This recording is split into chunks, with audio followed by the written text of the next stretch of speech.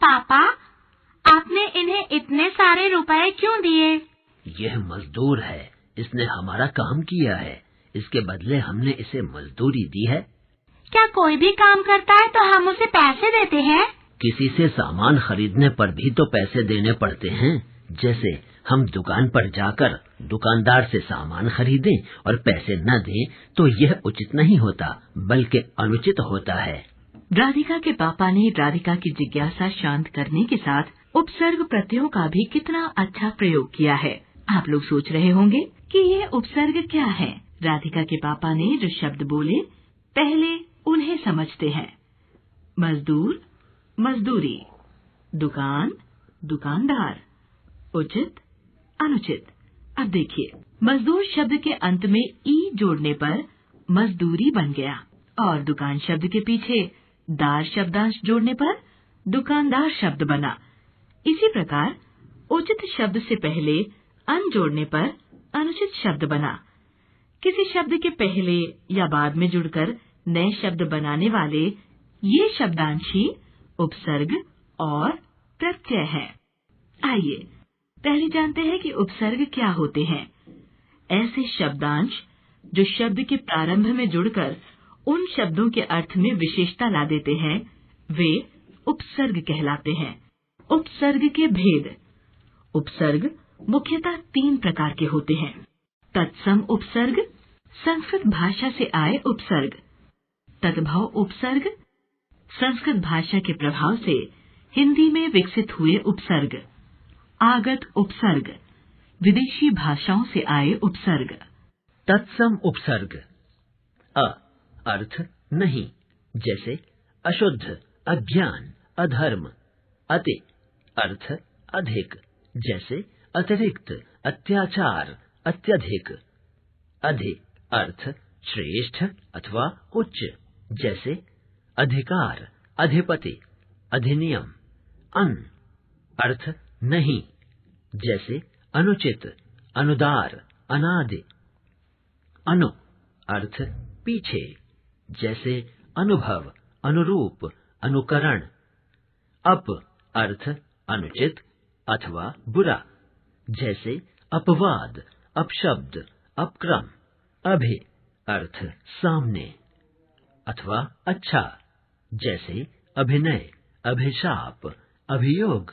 अव अर्थ बुरा अथवा हीन, जैसे अवतरण, अवनति, अवगुण।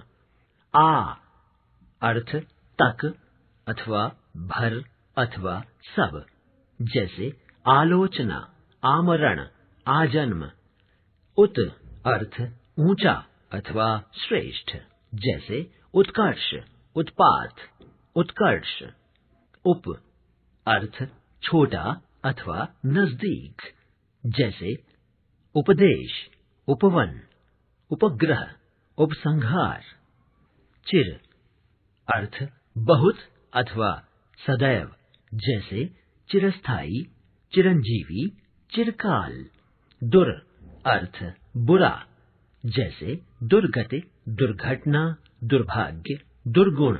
नि अर्थ नीचे अथवा अधिक, जैसे निवास, नियोग, निवारण। परा अर्थ पीछे अथवा उल्टा, जैसे पराजय, पराभव, पराक्रम। परे अर्थ पूरा अथवा आसपास, जैसे परिक्रमा, परिपूर्ण, परिवर्तन। प्र अर्थ अधिक अथवा आगे, जैसे प्रगति, प्रचलन, प्रवाह। वि अर्थ विशेष अथवा बिना, जैसे विज्ञान, विनाश, विशेष, विफल। सह अर्थ साथ, जैसे सहचर, सहयोग, सहपाठी। सु अर्थ अच्छा अथवा अधिक, जैसे सुपुत्र, सुपात्र, सुकर्म। स्व अर्थ अपना, जैसे स्वदेश, स्वजन, स्वतंत्र। तद्भव उपसर्ग। अ अर्थ अभाव अथवा निषेध, जैसे अभागा, अछूत, अथाह, अचल। अध अर्थ आधा, जैसे अधपका, अधमरा, अधखिला। अन अर्थ निषेध अथवा अभाव, जैसे अनसुनी, अनपढ़, अनबन, अनजान। कु अर्थ बुरा, जैसे कुचक्र, कुपुत्र, कुमार्ग। नि अर्थ रहित, जैसे निडर, निहत्था, निकम्मा। भर अर्थ भरा हुआ, जैसे भरपेट, भरपूर। सु अर्थ अच्छा, जैसे सुकर्म, सुशील, सुलभ। आगत उपसर्ग। कम अर्थ थोड़ा अथवा हीन, जैसे कम खर्च, कमजोर। खुश अर्थ अच्छा, जैसे खुशबू, खुशखबरी। ना अर्थ नहीं, जैसे नालायक, नासमझ, नापसंद। बद अर्थ बुरा, जैसे बदनाम, बदसूरत, बदकिस्मत। बे अर्थ अभाव, जैसे बेदाग, बेअदब, बेवजह। ला अर्थ बिना, जैसे लाइलाज, लाजवाब, लापरवाह। हम अर्थ साथ, जैसे हमदम, हम उम्र, हम वतन।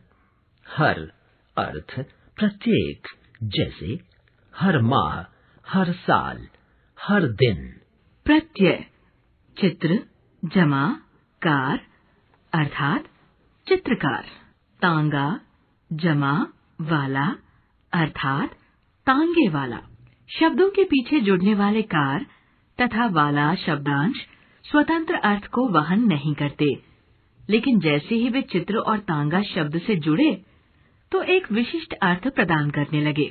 शब्द के पीछे जुड़ने वाले ये शब्दांश प्रत्यय कहलाते हैं। जो शब्दांश धातु रूप या शब्द के अंत में जुड़कर शब्दों के अर्थ में परिवर्तन लाते हैं, वे प्रत्यय कहलाते हैं। प्रत्यय के दो भेद हैं, कृत प्रत्यय और तद्धित प्रत्यय। कृत प्रत्यय क्रिया के धातु रूप के अंत में लगने वाले प्रत्ययों को कृत प्रत्यय कहते हैं। इससे बनने वाले शब्दों को कृदंत कहते हैं। हिंदी के कृत प्रत्यय अन, जैसे चलन, मनन, चिंतन। अक्कड़, जैसे भुलक्कड़, घुमक्कड़। आ, जैसे लिखा, सोचा, देखा। आई, जैसे पढ़ाई, लिखाई, भलाई। आऊ, जैसे कमाऊ, बिकाऊ, टिकाऊ। आकू, जैसे पढ़ाकू, लड़ाकू। आन, जैसे लगान, उड़ान। आव, जैसे कटाव, खिंचाव, चुनाव। आवत, जैसे लिखावट, थकावट, दिखावट, मिलावट। संस्कृत के कृत प्रत्यय अनीय, जैसे पठनीय, स्मरणीय, गोपनीय, करणीय। ई, दानी, ईमानदारी, उपकारी। जैसे भावुक, भिक्षुक। स्थ, जैसे गृहस्थ, स्वस्थ। तद्धित प्रत्यय जो प्रत्यय संज्ञा, विशेषण, सर्वनाम आदि के साथ लगकर नए शब्द बनाते हैं, वे तद्धित प्रत्यय कहलाते हैं। हिंदी के तद्धित प्रत्यय आ, जैसे भूखा, ठंडा, मैला। आई, जैसे मिठाई, चतुराई, भलाई। आना, जैसे सालाना, जुर्माना, रोजाना। आनी, जैसे देवरानी, जेठानी, महारानी। आस, जैसे खटास, मिठास, भड़ास। आहट, जैसे घबराहट, टकराहट, चिकनाहट। इक, जैसे धार्मिक, भौगोलिक, राजनैतिक। इया, जैसे घटिया, बढ़िया, रसोइया। ई, जैसे लालची, धनी, गरीबी। इन, जैसे रंगीन, शौकीन, नमकीन। ईला, जैसे रंगीला, नुकीला, जहरीला। एरा, जैसे चचेरा, फुफेरा, ममेरा। कार, जैसे कलाकार, चित्रकार, कथाकार। दार, जैसे ईमानदार, लेनदार, देनदार। वां, जैसे आठवां, दसवां, पांचवां। वाला, जैसे सब्जी वाला, दूध वाला, तांगे वाला। संस्कृत के तद्धित प्रत्यय आलु जैसे ईर्ष्यालु, श्रद्धालु, दयालु। इत, जैसे पुष्पित, कलंकित, शोभित। इमा, जैसे महिमा, गरिमा, कालिमा, लालिमा। ई, जैसे वंदनीय, भारतीय, नाटकीय। तम, जैसे सुंदरतम, उच्चतम, कठोरतम। त्व, जैसे देवत्व, कवित्व, ममत्व, अमरत्व। ता, जैसे लघुता, महानता, मानवता। नीय, जैसे गोपनीय, स्मरणीय, आदरणीय। वान, जैसे भाग्यवान, धनवान, बलवान, दयावान। आगत प्रत्यय आना, जैसे सालाना, रोजाना, मेहनताना। ई, जैसे घूसखोरी, बेईमानी। खोर, जैसे सूदखोर, घूसखोर, गोताखोर। गर, जैसे सौदागर, बाजीगर, जादूगर। ची, जैसे तबलची, तोपची, खजांची। दान, जैसे कलमदान, रोशनदान, इत्रदान। दार, जैसे ईमानदार, खबरदार, जोरदार। मंद, जैसे अक्लमंद, जरूरतमंद, दौलतमंद। बाज, जैसे चालबाज, गेंदबाज, बल्लेबाज। साज, जैसे जालसाज, घड़ीसाज। एक ही शब्द में प्रयुक्त होने वाले दो प्रत्यय ऐतिहासिकता, इतिहास जमा इक जमा ता। भारतीयता, भारत जमा ई जमा ता। नागरिकता, नगर जमा इक जमा ता। ईमानदारी, ईमान जमा दार जमा ई। साप्ताहिकी, सप्ताह जमा इक जमा ई। बुद्धिमानी, बुद्धि जमा मान जमा ई। कुछ शब्द ऐसे भी होते हैं जिनमें उपसर्ग व प्रत्यय दोनों का प्रयोग किया जाता है, जैसे परा जमा क्रम जमा ई अर्थात पराक्रमी। सह जमा योग जमा ई अर्थात सहयोगी। अप जमा मान जमा इत अर्थात अपमानित। निर जमा धन जमा ता अर्थात निर्धनता। सत जमा जन जमा ता अर्थात सज्जनता।